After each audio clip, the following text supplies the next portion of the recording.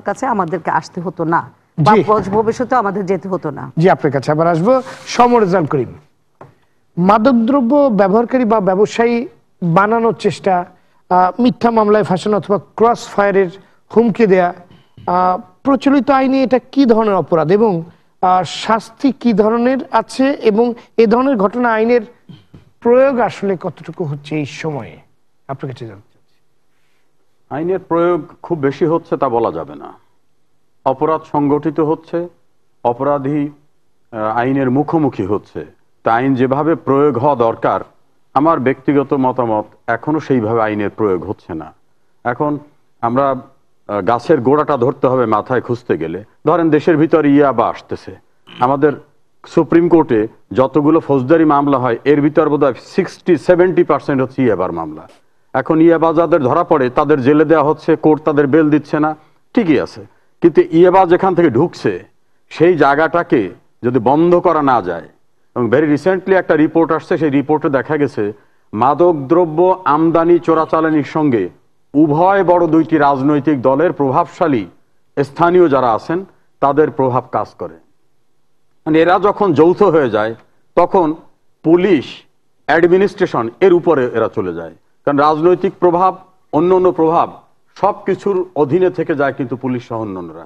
সেই জায়গার থেকে আমার মনে হয় যে প্রশ্নটা আপনি করেছেন যে আইনের কতটা প্রয়োগ হচ্ছে, এবং আমার প্রশ্নটি ছিল ঠিক এরকম যে যখন দেখা যাচ্ছে আইন শৃঙ্খলা বাহিনীর কিছু সদস্য নিরপরাধ লোককে আপনার মাদক বহনকারী কিংবা মাদক ব্যবসায়ী বানিয়ে তাদেরকে আপনার একরকম ব্ল্যাকমেইল করছে কিংবা অপরাধী বানাচ্ছে, কিংবা ক্রস ফায়ারে দেওয়ার একটা হুমকি দিচ্ছে, এই হুমকিগুলো যারা দিচ্ছে, যারা এই ঘটনাগুলো যারা ঘটাচ্ছে, তাদের বিরুদ্ধে আসলে কি আইন আছে? তাদের মধ্যে আমাদের দেশে বিদ্যমান দুই প্রকার আইন আছে, একটা হলো স্পেশাল ল আর একটা আছে দণ্ডবিধি। দুইটা আইনে, একটা আইন আছে সর্বোচ্চ যাবজ্জীবন কারাদণ্ড হওয়ার মতো অপরাধ যদি কাউকে মৃত্যুর মুখোমুখি ফেলে দেওয়ার জন্য কোনো প্রচেষ্টা করা হয় কিছু আদায়ের জন্য, দণ্ডবিধির 382 ধারায় সেখানে তাকে যাবজ্জীবন কারাদণ্ড হতে পারে, আর এর চেয়ে নিম্ন কারাদণ্ড দণ্ডিত হতে পারে। এটা ডিপেন্ড করবে অপরাধের ধরনটার উপরে। কোনো কোনো ক্ষেত্রে যে মামলা হচ্ছে না তা না, কিন্তু হিমশিম খাওয়ার জায়গাটা যেটা আমরা একটা স্টাডিতে দেখেছি সেইটা হলো অপরাধের প্রবণতা, অপরাধী এমনভাবে বেড়েছে। মাঝে একবার আপনার মনে আছে একজন অ্যাসিস্ট্যান্ট জাজকে তার মাইক্রোবাস সহ পুলিশ সিজ করলো যে তার গাড়ির ভিতরে ফেন্সিডিল পাওয়া গেল। সর্বোচ্চ আদালত কিন্তু ছিল না, কিন্তু ওই পুলিশ অফিসার দিদের নিউ মার্কেট থানার পুলিশরা তারা কিন্তু সাহস করে অ্যাসিস্ট্যান্ট জাজ পরিচয় দেওয়ার পরও তারা চ্যালেঞ্জ করে কিন্তু তাকে ধরার পরে তার গাড়ি থেকে ফেন্সিডিল পেল, এবং তিনি অকাতরে ঘটনা স্বীকার করলেন যে কেন ঘটাচ্ছে। সমাজ ব্যবস্থা, আশিক ভাই, আমরা বলছি যে আমরা যারা সাদা পোশাক পরি, সুন্দরভাবে চলি, গাড়ি টাড়িতে চলি, অপরাধটা এমন ভাবে ঢুকে গেছে। একটা সময় কিন্তু বস্তিতে অপরাধীরা থাকতো, এখন কিন্তু অপরাধীরা বিচারক থেকে শুরু করে আইনজীবী, ডাক্তার, সাংবাদিক বহু জায়গায় ঢুকে গেছে, এবং ধরনটা এমনভাবে চেঞ্জ হয়েছে যে পুলিশ কিন্তু আমাদের প্রাতিষ্ঠানিকভাবে ওই রকম ডেভেলপড ইনস্টিটিউশনে পরিণত হয়নি যে কোন শ্রেণীর লোকটাই শুধু অপরাধ করে তাদের ধরবে। আমাদের একজন সংসদ সদস্য কিন্তু বড় ধরনের অভিযোগে অভিযুক্ত হয়েছেন মাদক সংক্রান্ত বিষয়ে, আমি কারো নাম বলছি না। তো স্তরটা কোথায় চলে গেছে? সেই জায়গার থেকে এখন পুলিশকে যদি হঠাৎ করে আপনি কনফাইন্ড করে দেন যে তুমি এতটুকু করো, সেই জায়গায় সে করতে পারবে না। তবে ক্রস ফায়ারের ভয় দেখিয়ে অথবা নিরীহ ব্যক্তিকে ধরে মাদক চাপিয়ে দিয়ে এ জাতীয় ঘটনা যে ঘটছে না একথা বলা যাবে না। তো ঘটার পরিমাণ যেটা, সেই অনুযায়ী অ্যাকশন যেটা হওয়া দরকার, কোন কোন ক্ষেত্রে অ্যাকশন না হওয়ার কারণে অন্যরা প্রিভিলেজড হয়ে যাচ্ছে। জি, ধন্যবাদ। আপনার কাছে আবার আসবো জনাব ফায়েজুল হক রাজু। যারা অপরাধ দমনে ভূমিকা পালন করবে সেই রাষ্ট্রীয় বাহিনী এখন অপরাধে জড়িত হচ্ছে কিংবা জড়িত হবার অভিযোগ পাওয়া যাচ্ছে, রাষ্ট্রীয় এই দায় কি এড়াতে পারে? ধন্যবাদ আপনাকে এবং দর্শকদেরকে শুভেচ্ছা। আমি একটা জিনিস একটু রেফারেন্স টানতে চাচ্ছি আমাদের সমরেজাল করিম ভাইয়ের সঙ্গে। দেখেন, আমাদের কিন্তু একটা চেঞ্জিং প্যাটার্ন অফ ক্রিমিনোলজি, মানে এই যে অপরাধের যে প্রবণতা, অপরাধ করার জন্য, এটা কিন্তু আমাদের একটা মনস্তাত্ত্বিক একটা প্রবলেম হিসাবে আমি এটাকে এভাবে দেখছি আর কি এই মুহূর্তে। কারণ আমাদের যে কোনো বিষয়ে হঠাৎ করে রাতারাতি বড়লোক হওয়া, ব্যবসায় প্রসার ঘটানো, উচ্চ পদে আসীন হওয়ার জন্য এই যে এইসব জিনিস, মানে এটা সব লেভেলে কিন্তু একাকার হয়ে গেছে, এবং এতে করে হচ্ছে কি একটা মানে বলতে পারেন যে একটা অশুভ এবং অসুস্থ একটা প্রতিযোগিতা কিন্তু দেখা যাচ্ছে, যার থেকে কিন্তু পুলিশও কিন্তু কোনোভাবে পরিত্রাণ পাচ্ছে না, বা পুলিশ নিজেও এটার ভিতরে ঢুকে গেছে। পুলিশের একটা বড় একটা লার্জ একটা পোর্শন বলতে পারেন আপনি। তো কেউ তো আমরা মানে বিচ্ছিন্ন না, আমরা কিন্তু এই সমাজেরই অংশ, সবাই দেশেরই অংশ। তো এই দিক থেকে দেখতে গেলে কিন্তু আপনি দেখেন যে আজকে আমরা পুলিশকে যে এখানে একটু আজকে আমরা অ্যাকিউজ করছি, এটার যেরকম সত্যতা আছে, পাশাপাশি এটাকে কিন্তু এভাবেও দেখতে হবে যে আসলে আমরা, রেজাউল করিম ভাই যে কথাটি বললেন যে প্রাতিষ্ঠানিকভাবে গড়ে ওঠার যে প্রক্রিয়া বা যেভাবে গড়ে ওঠার দরকার ছিল সেইভাবে কিন্তু আমরা ঢেলে সাজাতে পারি নাই। এটা কিন্তু সবার কালেকটিভ ব্যর্থতা। মানে রাষ্ট্র শুধু ব্যর্থ তা কিন্তু না, আমাদের সবার এখানে কিন্তু বলতে হবে, দিন শেষে কিন্তু সবাই স্টেক হোল্ডার। পুলিশ তো আর একা দেশ চালায় না, পুলিশের সঙ্গে তো অন্যান্য প্রশাসনিক ব্যাপার স্যাপারও আছে। আজকে দেখেন আমাদের যে আজকে সাবজেক্টটা, যে পুলিশ সাম্প্রতিক সময় বা আইন শৃঙ্খলা রক্ষাকারী বাহিনী যারা, তারা যে এই কিছু আনটুয়ার্ড ইনসিডেন্ট ঘটে গেল তাদের দ্বারা, যারা রক্ষক তাদেরকে বলা হচ্ছে এখন ভক্ষক। তো এতে কিন্তু মানুষ শঙ্কিত হচ্ছে। বাট আমি একটা জায়গায় কিন্তু বলতে চাই যে গত 30-35 বছরে আমাদের কালচার কিন্তু, পলিটিক্যাল কালচার বলতে গেলে এরকম অবস্থায় ছিল যে চেপে বসার এবং ইম্পোজ করার। তো সেই সব থেকে কিন্তু পুলিশ এবং অন্যান্য আইন শৃঙ্খলা রক্ষাকারী যারা বাহিনী ছিল তাদের কিন্তু ব্যাপকভাবে পলিটিসাইজেশন করা হয়েছে। এখন যে হচ্ছে না সেই সাফাই গাচ্ছি না, কারণ আমরা তো একটা প্রক্রিয়ার ভিতর দিয়ে যাচ্ছি। আমি এটাকে ট্রানজিশন একটা টাইম হিসাবে বলতে চাই যে এরকম একটা ট্রানজিশন পিরিয়ডের ভিতর দিয়ে যাচ্ছি, এবং এখানে আমাদের অনেক ভুল হচ্ছে এবং বেশ কিছু দুর্ঘটনাও ঘটে যাচ্ছে। বাট আমাদেরকে পরিবর্তনের কথা বলতে হবে, এবং এই যে আজকে আমরা আলোচনা করছি এর ভিতর দিয়ে যদি দুর্ঘটনা ঘটার পরিমাণ কি বাড়ছে না কমছে? না, এটা তো বেড়েই চলছে। এটার ব্যাপারে কোনো, কারণ কি দেখেন, পুলিশের শুধু না, এই আইন শৃঙ্খলা রক্ষাকারীর সঙ্গে যারা সোর্স থাকে তারাও নাকি আপনার এইসব ক্রিমিনাল অ্যাক্টিভিটির সঙ্গে জড়া যাচ্ছে, এবং তারা এসব চাঁদাবাজি, তারপরে আপনার মাদক ব্যবসা, এমন কোনো এই ধরনের জিনিস নাই যেসবের ভিতরে তারা জড়াচ্ছে না। তো এটা কিন্তু একটা রাষ্ট্রীয় না, এটাকে বলতে পারেন জাতীয় সমস্যা হিসেবে দেখা দিয়েছে এই মুহূর্তে আমাদের জন্য।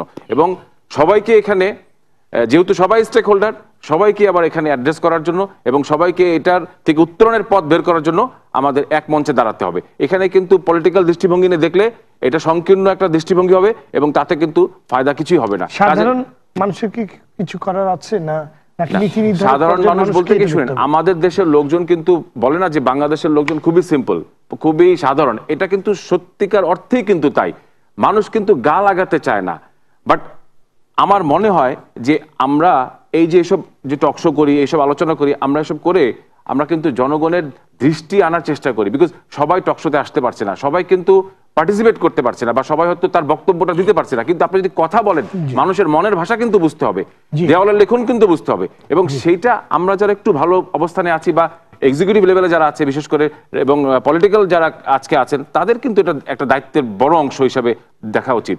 জি, ধন্যবাদ জনাব মাহফুজুল হক নুরুজ্জামান।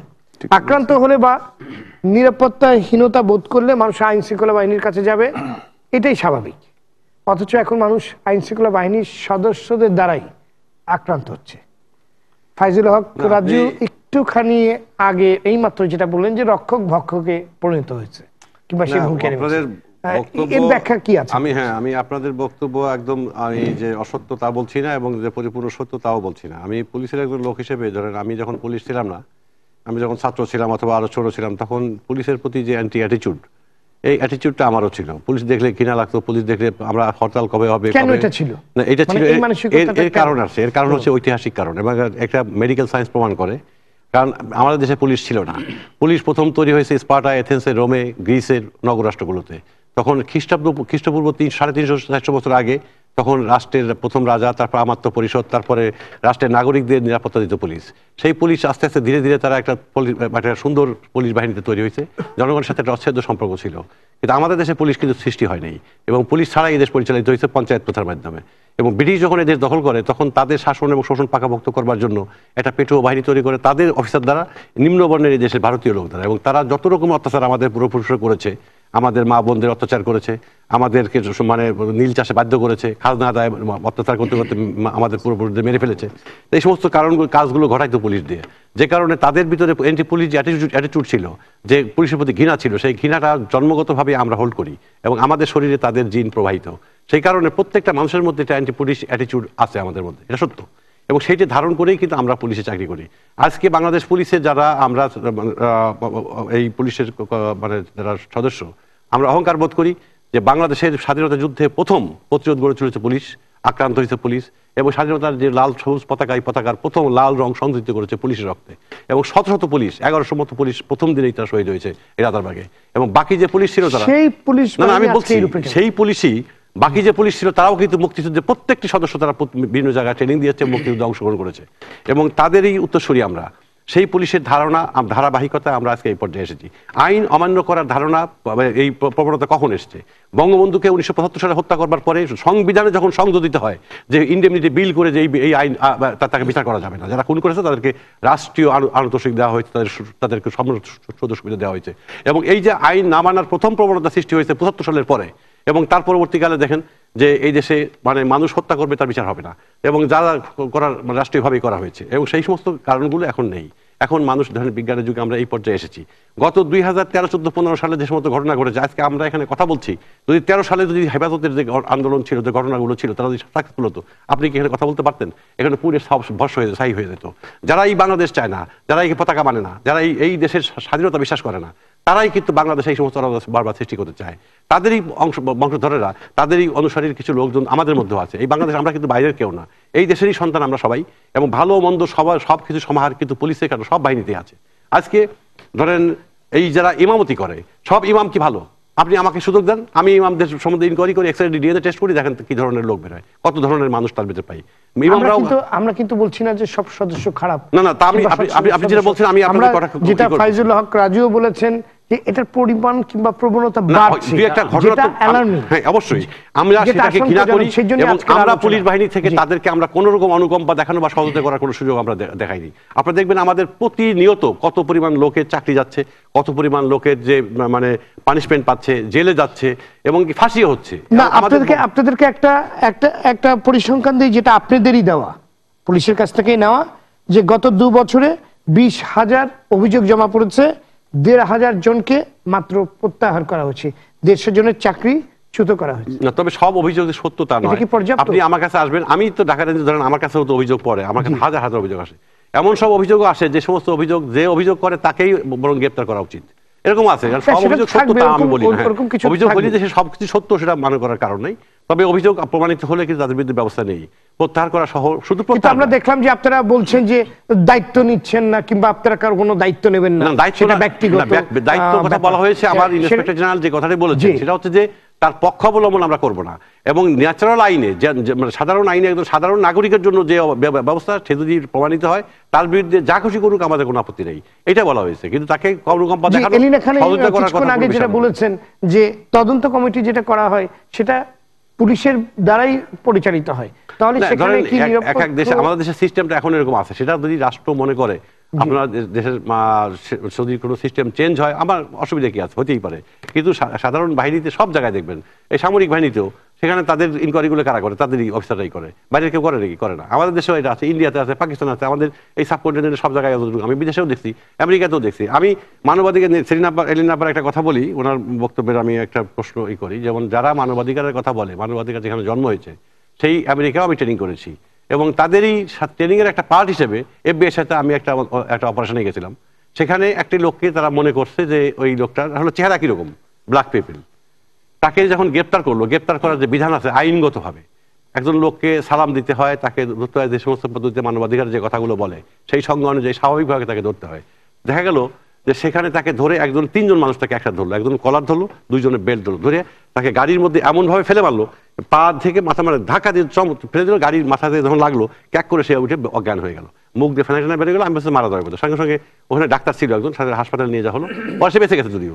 কিন্তু এইটা তো যারা মানবাধিকারের কথা বলে সেই জায়গায় তো তারা সেই মানবাধিকার লঙ্ঘন করলো প্রথম ছুটেই। পরে দেখা গেল সেই লোকটা সেই অপরাধী না, এবং অন্য লোককে তারা ধরেছে, এবং সেই লোকটা পরবর্তী কি হয়েছে আমি জানি না, কিন্তু আমার নিজের চোখে দেখা।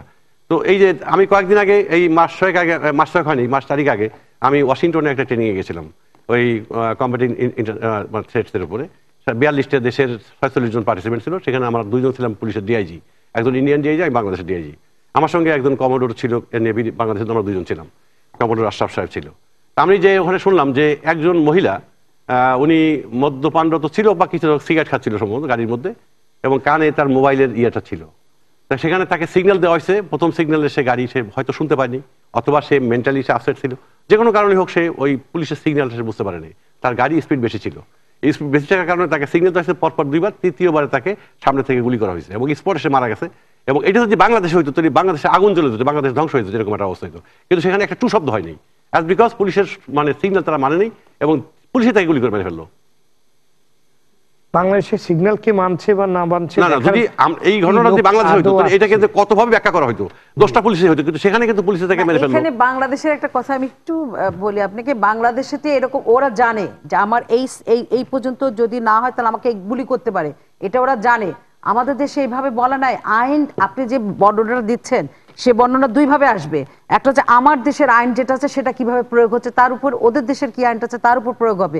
এখন আমি যদি জেনে থাকি যে আমার এটা করলে আমার এটা হতে পারে, তাহলে সেই ক্ষেত্রে হিউম্যান রাইটস কতটুকুন ভালো সেটা নিয়ে আইন আবার চেঞ্জ করার ব্যাপার নিয়ে আমরা কথা বলবো। কিন্তু ওই দেশকে নিয়ে সেই দেশের বিচারটা যদি আমরা বিবেচনা করতে যাই তাহলে বোধহয় সব একসাথে চলে যায়। আমরা সবসময় মনে করি কিন্তু যে ওইটাকে মডেল হিসেবে ধরি, কিন্তু আমি সেটাই এই জন্যই বলতেছিলাম, আমি সেখানে রেফারেন্স দিচ্ছি এই জন্যই যে আমরা যেখানে মানবাধিকারের জন্ম সেখানে কিন্তু মানবাধিকার লঙ্ঘিত হচ্ছে। আমি মানবাধিকার মানে লঙ্ঘনের কথা বলছি না এবং তাদের প্রশ্রয় দিচ্ছি না। অভিযোগ যে আমাদের পৃথিবীর সব দেশেই কম বেশি এরকম অভিযোগ থাকে, কিন্তু কম বেশি সেই যে আপনি যে কথাগুলো বললেন, আমি আর একটা উপমা দেই। এই যে মানবাধিকার লঙ্ঘন বা অন্যান্য বিষয়, যেমন এই বিষয়টি আসে কিন্তু দুর্নীতির থেকে, এবং দুর্নীতি কিন্তু মেইন কারণ। দুর্নীতি কিন্তু খালি একা পুলিশে করে না, সব সমাজে, এই সমাজের একটা মানে বিস্তৃতি লাভ করতে সব জায়গায়। এখন আপনি যদি দুর্নীতিমুক্ত সমাজ পৃথিবীতে কোথাও কোনোদিন ছিল না, নাইও থাকবেও না, তবে কম আর বেশি। আমি আপনাকে একটা উপমা দেই। মদিনা রাষ্ট্রে যখন প্রথম সৃষ্টি আমাদের নবী হযরত মুহাম্মদ সাল্লাল্লাহু আলাইহি ওয়াসাল্লামের যার জন্ম না হলে বিশ্বব্রহ্মাণ্ডে কিছু সৃষ্টি হতো না, উনি প্রথম যখন রাষ্ট্র সৃষ্টি করলেন তখন উনি আমিল নিয়োগ করেছিলেন কর আদায় করার জন্য। কেমন সেই আমিলদেরকে নিয়োগ করার পরে 2 বছর 1.5 বছরের মধ্যে দেখা গেল তাদের চেহারা পরিবর্তন হচ্ছে, বাড়ি ঘর পরিবর্তন হচ্ছে। তখন ওনার ইন্টেলিজেন্সে ওনাকে রিপোর্ট দিল যে স্যার হুজুর এরকম এরা তো ঘুষ খাচ্ছে, এরকম অন্যায়ভাবে অর্থ আদায় করতেছে। তখন উনি সবাইকে ডাকলেন, ডেকে বললেন যে তোমাদের কি এই যে তোমরা কি টাকা পয়সা মানুষের কাছ থেকে নাও? তা বলছে স্যার হুজুর আমরা রাষ্ট্রের যে সেটা রাষ্ট্র দেয় আর আমাদেরকে ওরা খুশি হয়ে কিছু দেওয়ায়, তোমরা যখন চেয়ার ছিল না, তোমার এই পদ যখন ছিল না, তখন কি তোমরা কি এইগুলো তোমাদের দিত? কয় না। তাহলে উনি বললেন, হুকুম দিলেন যে তোমাদের যা কিছু মানুষ দিচ্ছে এটা তোমার রাষ্ট্রীয় কোষাগারে জমা দাও, কারণ এটা তোমাদের না। এই পদ তোমার এই চেয়ারটা দেওয়া হয়েছে বলেই তোমাকে মানুষ এই টাকাটা দেয়, অতএব এটা তোমার না, এটা রাষ্ট্রের। অতএব সেখানেও দেখা গেছে যে দুর্নীতি সেখানে ছিল। অর্থাৎ দুর্নীতিমুক্ত সমাজ কম বেশি সব সমাজেই ছিল, আছে, থাকবে। এখন এইটাকে কতটা মিনিমাইজ করা যায়, কিভাবে দেশ পরিচালনা করা যায়, সেটার বিষয়। এক্স্যাক্টলি আপনার কাছে আবার আসবো। জনাব নাঈমুল ইসলাম খান, আইন শৃঙ্খলা বাহিনীর কিছু সদস্যের দম্ভক্তি হচ্ছে মাছের রাজা ইলিশ আর দেশের রাজা পুলিশ, আপনি এটাকে কিভাবে দেখছেন? আমাদের সামগ্রিক আলোচনাটা কিন্তু আমার মনে হয় মোটামুটি মানে আমরা একটা মানে বাস্তব ভিত্তিক আলোচনাই হচ্ছে। কেউ ইমোশনালি কোনো পক্ষাবলম্বন করছে বলে আমার এখনো মনে হয় না। পক্ষাবলম্বন বলতে বলছি যে এখানে যে কেউ একেবারে এন্টি পুলিশ এরকম করে কিন্তু একটি এক্সপ্রেশনও নাই, এবং এটাই বাস্তবতা। সমরেজাউল করিম অনেকটা ইজি করে দিয়েছেন যে আসলে, এবং নুরুজ্জামান ভাইও বলেছেন, অ্যাকচুয়ালি প্রত্যেকের কথায় আংশিক এসছে, শুধু ইসরাফিল ভাইয়ের অপেক্ষায় আছে আমরা কি বলেন। আমাদের এখানে সামগ্রিকভাবে আমাদের কিন্তু কোনো স্টাডি নাই যে আমরা যে এখানে অনেক সময় কনক্লুসিভ কথা বললাম যেটা কি বেড়েছে, আমরা বেড়েছে বলবো কি, কোন তথ্যের ভিত্তিতে? Did we have any survey? এখন সংখ্যায় বেশি কমের চাইতে আমাদের যে মিডিয়ার এক্সপ্লোশন হয়েছে আমাদের সংবাদপত্র টেলিভিশনের কারণে এবং টেকনোলজিক্যাল অ্যাডভান্সমেন্টের কারণে আমরা এখন যতগুলি খবর যেভাবে পাই, এটা আজকে থেকে 20 বছর আগে 30 বছর আগে কিন্তু সম্ভব ছিল না। বিশেষ করে গত 10 বছরে যে অ্যাডভান্সমেন্টটা হয়েছে, সুতরাং এখন আমরা খবরটা বেশি পাই এবং এটা নিয়ে আমরা খুব বেশি আলোচনা করি, কারণ আমাদের এখানে আলোচনার প্ল্যাটফর্মগুলি হয়েছে। এই টক শো বলেন, কতগুলি টক শো আলোচনা করে, কতগুলি পত্রিকাতে লেখালেখি হয়। সুতরাং এখানে আলাপ আলোচনায় আমরা যতবার এই উত্থাপনটা করি, এটা দুটো দিক। এতে মাঝে মাঝে আমাদের মানে ভুল হতে পারে যে বোধহয় এটা অনেক বেড়েছে ওভার দি ইয়ার্স। তো আমি একটা কথা বলি, আমরা বলি আইন শৃঙ্খলা পরিস্থিতির অবনতি হয়েছে। কিন্তু এটা কি সত্যি সত্যি এরকম যে আমরা ঘর থেকে নিরাপত্তা বোধ করি না বেরোতে? এরকম কি এটা বাস্তবে কি এরকম? এটা কিন্তু একটু ডিফিকাল্ট বলা। আমি কিন্তু সৎভাবে বলতে পারবো না যে বাংলাদেশের কোনো মানুষ ঘর থেকে বেরোতে ভয় পায়, কারণ সে সাধারণ নিরাপত্তাও নাই, পুলিশও নিরাপত্তা দেয় না। আমি আপনাকে অনেস্ট, আমরা মাঝে মাঝে পত্রিকা থেকে রিপোর্টার পাঠাই থানায়, যে একটা থানায় তুমি সারাদিন থাকবা। তো মানুষ থানায় যায় না এই কথাটা কিন্তু সত্যি না, প্রচুর মানুষ যায়। কিন্তু আপনি যদি আবার থানার রিসোর্সেস দেখেন এবং আপনি দেখেন কত পরিমাণ মানুষ আসে, আপনি কিন্তু সাধারণভাবেই কনক্লুশনে যেতে পারবেন যে এখানে কোয়ালিটি সার্ভিস এনশিওর করা সম্ভব না, because the number of police এবং তাদের যে ভেরিয়াস কর্মকাণ্ড। পুলিশের কিন্তু ইদানিং অনেক এক্সপানশন হচ্ছে, কিন্তু এই এক্সপানশনের পরেও আনফরচুনেটলি বাংলাদেশের জনসংখ্যার সাথে পুলিশের প্রপোর্শন এই উপমহাদেশের কনটেক্সটেও অনেক কম। শ্রীলঙ্কার চাইতে অনেক নিচে, ভারতের চাইতে নিচে, পাকিস্তানের চাইতেও নিচে। তো আমরা কিসের ভিত্তিতে পুলিশকে দায়ী করব? আর এই যে ধরেন ইয়ের কথা বললাম, যে এই যে আমাদের বাংলাদেশ ব্যাংকের একজন কর্মকর্তাকে পেটালো, এগুলিকে আলাদাভাবে বলা উচিত। আমাদের এগুলি ফলো করা উচিত, যে মিডিয়ার দায়িত্ব আমি মনে করি এবং নাগরিক সমাজের দায়িত্ব, যে অন্তত পক্ষে আমাদের নজরে যেগুলি চলে আসবে এগুলি যেন বিনা বিচারে পার না পায়।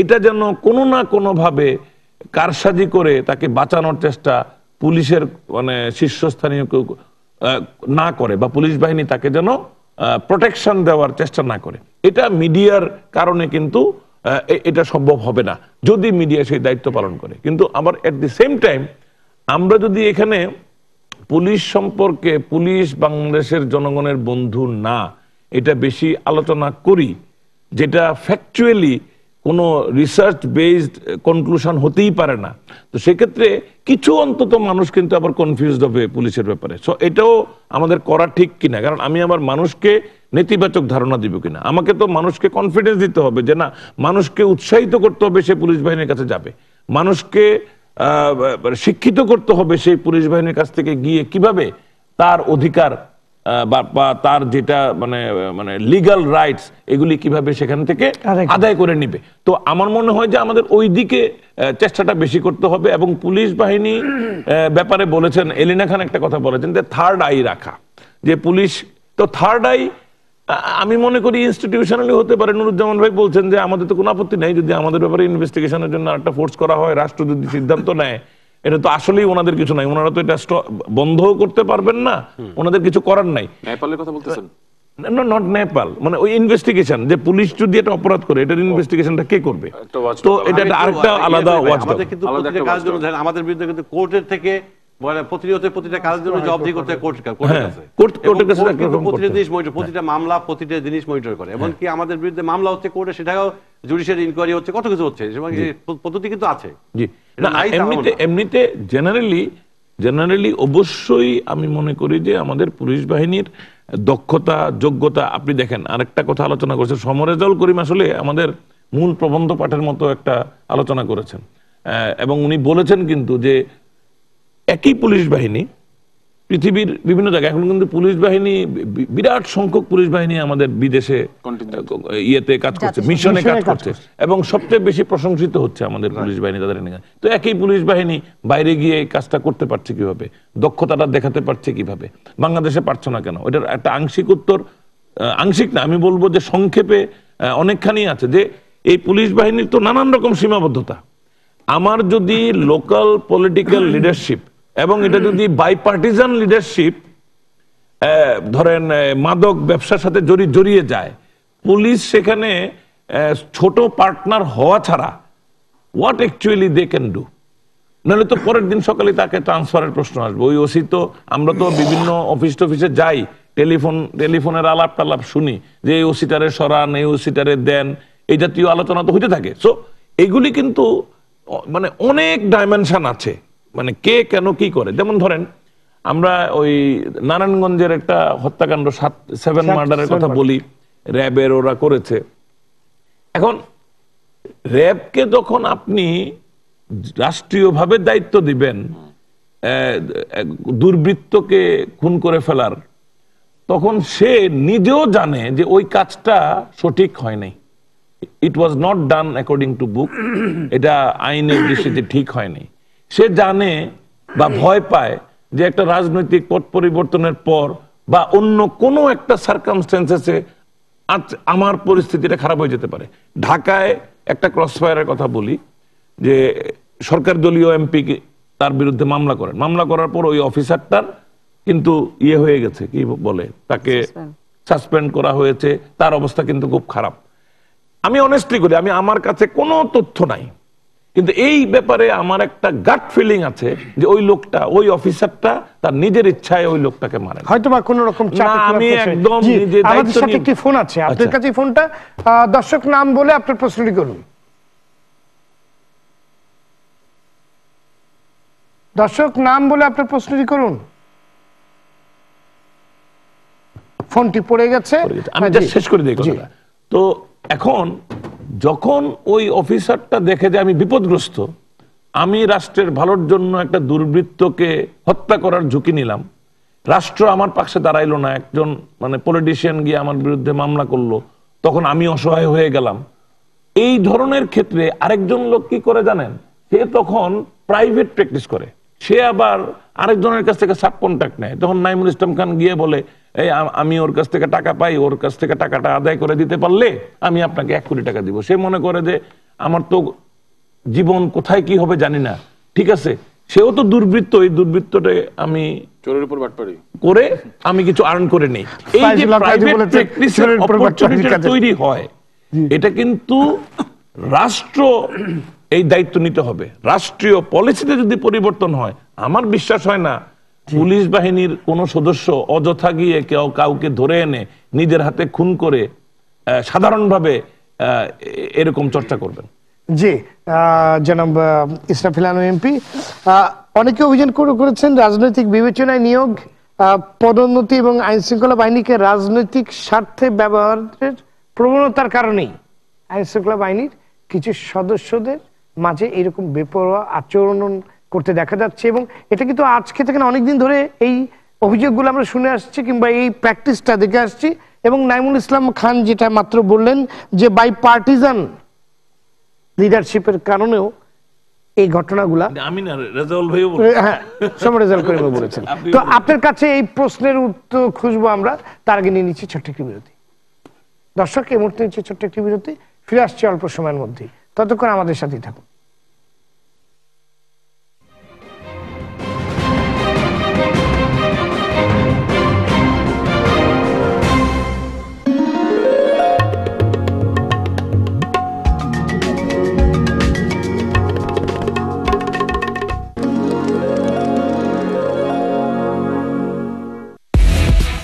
অধিকাংশ পুরুষের ক্ষেত্রেই ড্যান্ড্রফ আক্রমণ করে বারবার।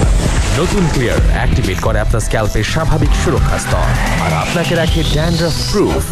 Clear Men, dandruff proof. I have nothing to hide.